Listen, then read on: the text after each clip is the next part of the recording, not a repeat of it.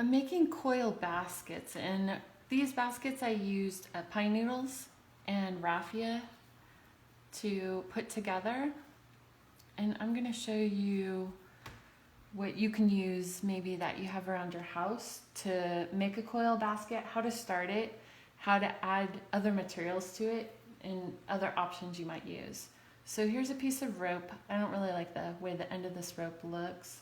I'm gonna take the tail of the rope and I'm gonna use the yarn that I'll be using to wrap it instead of raffia. I'm gonna fold it over onto itself and then I'm gonna just start wrapping the yarn around. I'm gonna come back and wrap. I usually wrap about, I don't know, a little halfway out past where that little knot is. I'm gonna turn it a little. It looks like I need to go a little further. And then I can fold it onto itself. And at this point, I'm gonna take the tail of it, pull it around the entire first knot along with the string itself or the red rope. I'm gonna keep wrapping my green. And even if I'm wrapping the green and I show some red there, I can cinch it down. I think I'm gonna go further with that one too. Wrap it longer. Sometimes you can wrap longer, and if you're not ready to spin it around yet, you can always reverse it back out. So let's go a little longer. All right. This one I'm gonna actually thread through. I'm using a large embroidery needle. I'm gonna just put that right through the center there. I'm gonna pull it tight. And then I'm just gonna keep wrapping around that rope, the single part again. And then I think I'll go through the two. So when I'm going through, I'm actually going through not just the rope that I've wrapped, but the other rope, that part that I've doubled over. Let's wrap some more so you can see what that looks like. And the tighter you are on this initial part, the stronger the bottom of your basket will be.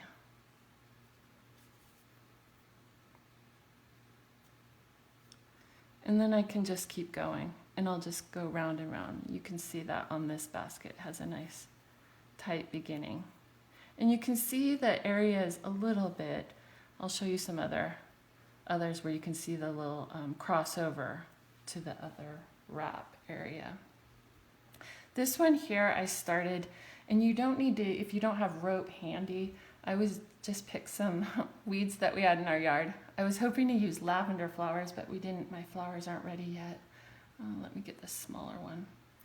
So if I'm at the end of this, but I want it to go further as far as if I want to make a basket and continue with new materials, and like my rope or the natural material is running at the end, I'm going to add my new one, a new piece to it.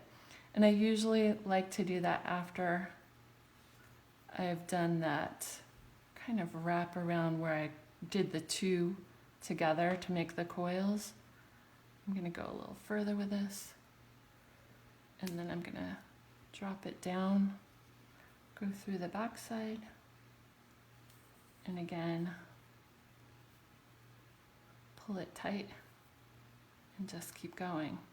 Once I get to the top of this other, the tail of this foxtail, I'm going to stop there because I'm going to run out.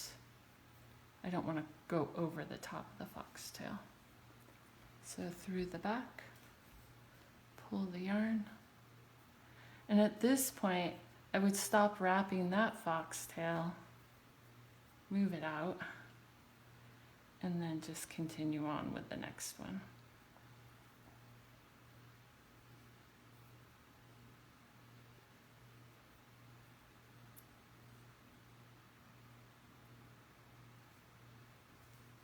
Sorry for twisting that around. And then I would just keep going around this one, and I could keep adding them, and then I'd have little tails around the outside of the basket, kind of like the needles are sticking out of this one from the pine needle. If you don't happen to have a needle or yarn, I did take an old pajama t-shirt that we had lying around. I cut it into strips. This one too, I wanted to show using another material. I used raffia or grasses, dried grasses, as the inside material of my coil basket. I'm using a paper clip, and rather than tying the paper clip onto the fabric, I found it was easier if I just put the paper clip into the coil and then thread the piece of material and then pull it tight, and then I could keep going.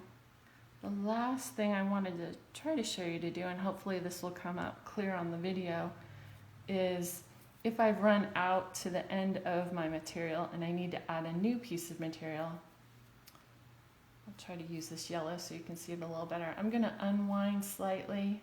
I'm going to add the new piece of material. The original material is going to be wrapped around both the inside material of the coil and the one I'm stopping. At this point, I'm now going to take my new thread and I'm going to start using that instead of the brown one, the tail that I just had. Wrap that a couple times. That'll keep it tight. I can cut off that tail there. Again, my paper clip, I'm going to put it where I want it to go through the double coil. Pull the double coil through.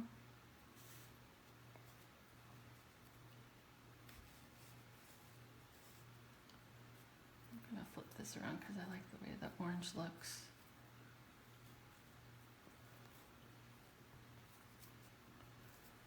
And I'm ready to go. I can just keep wrapping after that.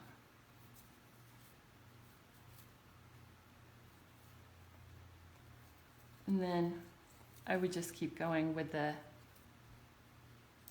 paper clip to thread it through.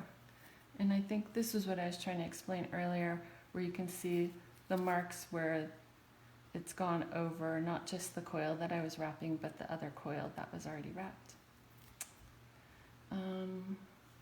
This one is when I started with raffia on a needle, and I just used a shoelace that we had not laying around that we weren't using. So we would love to see what you end up using and making your coil baskets. Just post it to the Instagram and hashtag Nevada County Libraries. Thank you.